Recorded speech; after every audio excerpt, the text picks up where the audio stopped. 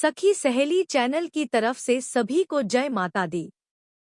आइए आज हम करवा चौथ की विनायक जी की कथा को सुनते हैं।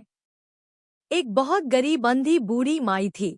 उनका एक छोटा सा परिवार था जिसमें उसका बेटा और बहू थी।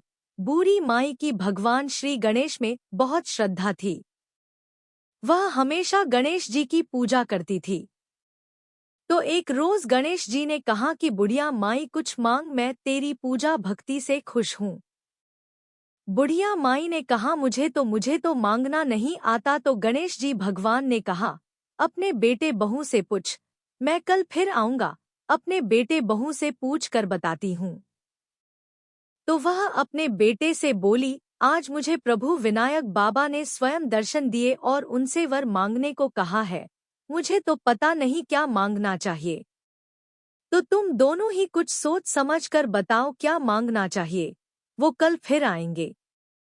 बेटे ने कहा कि माँ धन दौलत मांग ले। और फिर अपनी बहू से पूछा तो वह बोली कि सासू जी हमारी शादी को काफी समय भी हो गया है और आपको पोता भी चाहिए, तो क्यों ना पोता ही मांग लो।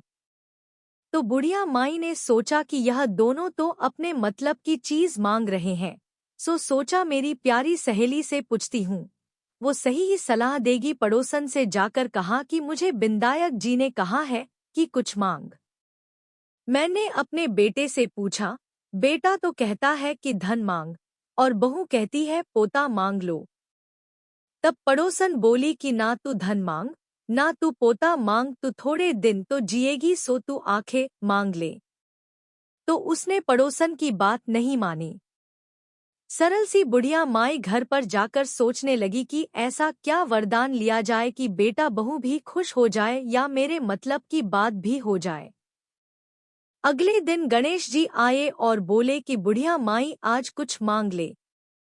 तब वह बोली, आंख दे जिससे सोने के कटोरे में पोते को दूध पीता देखो, सुहाग दे, निरोग काया दे, 9 करोड़ की माया दे, बेटा पोते परपोते, दुनिया में भाई भतीजे सारे भरे, पूरे परिवार को सुख दे, मोक्ष दे। तब गणेश जी बोले कि माई तूने तो मुझे ठग लिया और सब कुछ मांग लिया। और मुस्कुराते हुए बोले, परंतु जैसे तुमने कहा सब वैसे ही होगा। और यह कहकर गणेश जी अंतर्ध्यान हो गए। बुढ़िया माई के उसी प्रकार सब कुछ हो गया। हे गणेश जी, जैसा बुढ़िया माई को दिया वैसा सबको देना। जय श्री गणेश जी।